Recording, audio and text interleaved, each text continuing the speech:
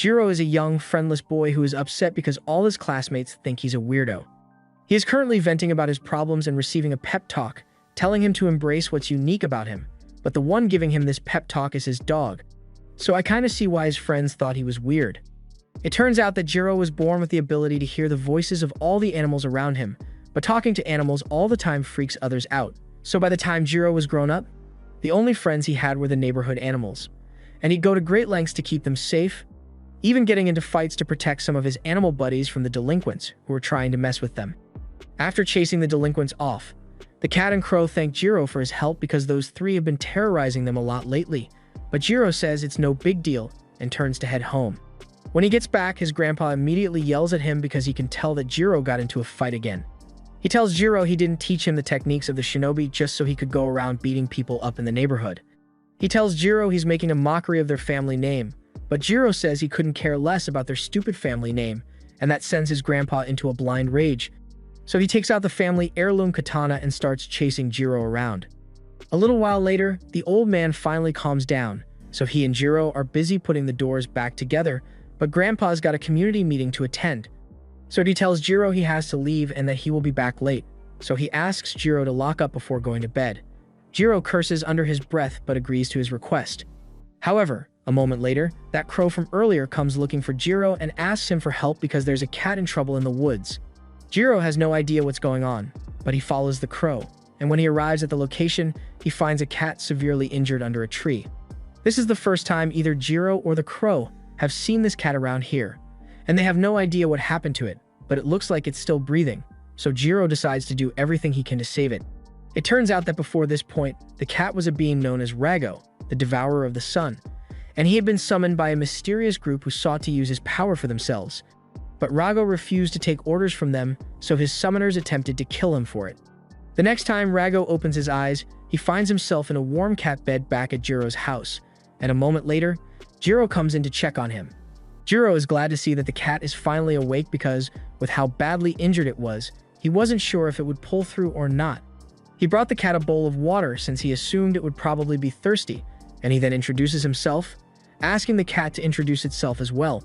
Dago thinks Jiro must be an idiot because even if he did tell him his name, there's no way a human would be able to understand the words of a cat, but Jiro tells him it's not nice to call people idiots for no reason. Finding out that Jiro can understand him comes as such a shock to Dago that he runs under the bed and refuses to come out because he doesn't understand what's going on. Jiro can understand why Dago would be startled if he has never spoken to a human before, but he assures him that he's not in any danger here. However, Dago isn't so easily convinced. He doesn't sense any spiritual energy coming from Jiro, so he's sure Jiro really is a human, but just to be safe, he decides to stay hidden there until he can find an opening to escape. However, a moment later, Jiro comes out with some food, and all Dago's earlier caution goes out the window because he's really hungry. Jiro finds it amusing how easy it was to get Rago to cave, but Rago shows no shame and says no hungry man would pass up a meal. Jiro also thinks it's funny that a cat is calling itself a man, but Rago flares up and tells Jiro he is not a cat. He formally introduces himself as an immortal, or what is more commonly known here as a mononoke. Mononoke often take the forms of humans or animals and blend into their surroundings without people finding out, and Jiro doesn't really get it. But if mononoke are meant to be such powerful creatures, then he asks how Rago ended up like this in the first place.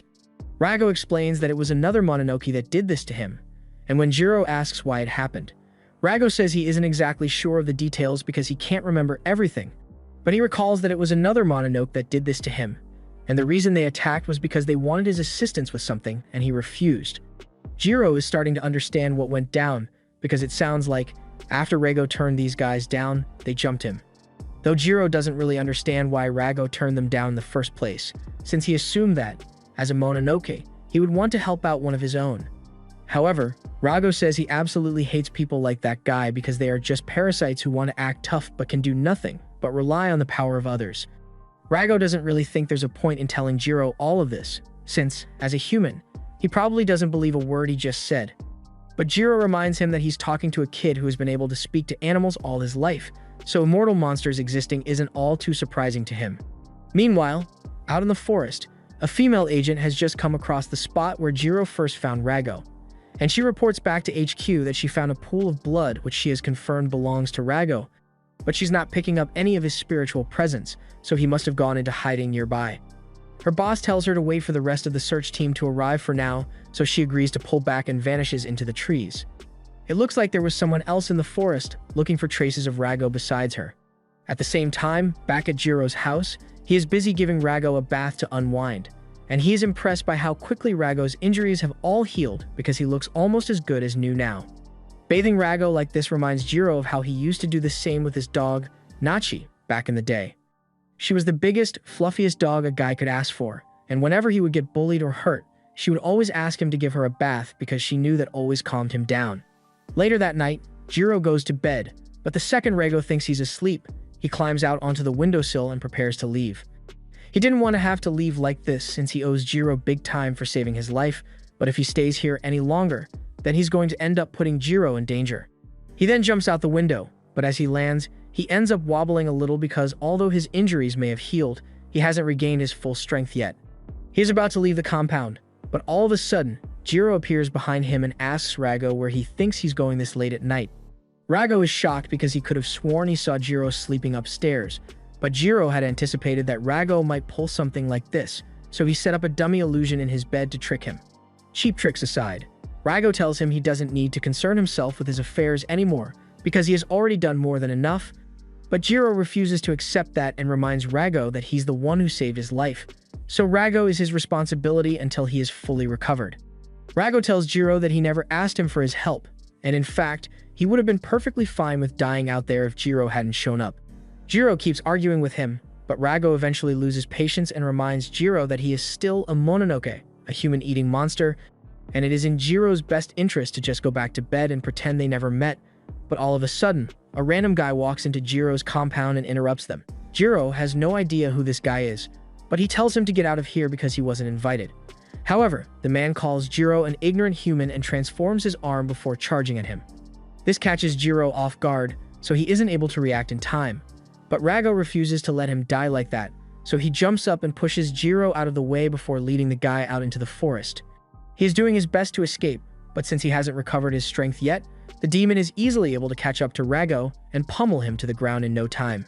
He tells Rago that it's not too late to stop and agree to help his side because they put a lot of effort into breaking the seal that kept Rago imprisoned, and they'd hate to have to kill him for not cooperating, but Rago scoffs in his face and tells him that if he wants his power so bad, then he's going to have to risk his life to come get it. The demon then charges at Rago with full force, but before he could hit him, Jiro comes out of nowhere with his family katana and slashes the demon across the arm. Rago can't believe Jiro actually came back and calls him a fool for wasting the opportunity he bought him to escape, but Jiro says he couldn't just leave Rago to die out here to that thing. And besides, if the demon actually did manage to kill Rago, it probably would have come back for Jiro as well, so this was the best option he had. The demon fully transforms and prepares to attack Jiro, but he does find it rather surprising that Jiro isn't fazed at all by his monstrous appearance. He also notices the patterns on the katana and the stealth abilities Jiro showed earlier, and he surmises that Jiro must be one of the shinobi. The demon then charges at him and throws a punch, but although it was sure it had hit him, when it looks at its fist, all it sees is a piece of cloth, because Jiro had actually dodged and was preparing to attack from above. However, while it may have been a good plan, Jiro severely underestimated just how fast the monster really is, because before he could hit it, it had already flashed step behind him and stabbed Jiro through the back with its finger.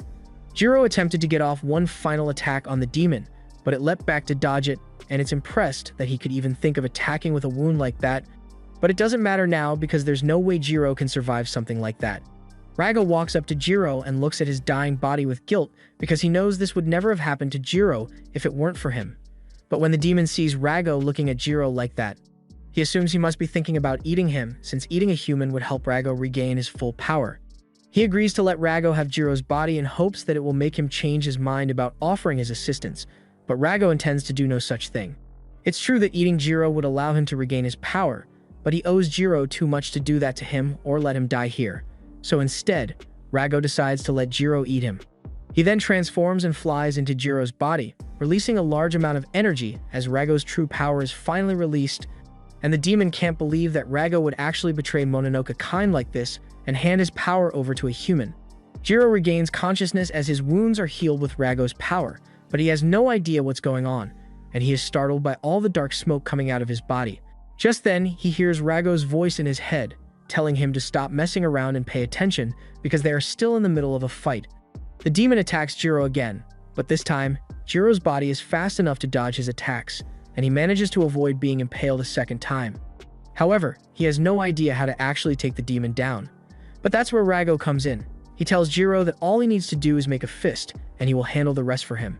Jiro doesn't really understand what that's supposed to mean, but he goes along with it, and as he throws a punch, Rago uses his energy to blow a hole straight through the demon's torso, killing it in one hit. Jiro is still in disbelief about everything that just happened, but before he could even take a moment to think things through, he is suddenly surrounded by agents from the Espionage Bureau who came here in response to the spiritual disturbance, and he is knocked out so he can be taken in for questioning. This was the end of episode 1. Subscribe to not miss the next part.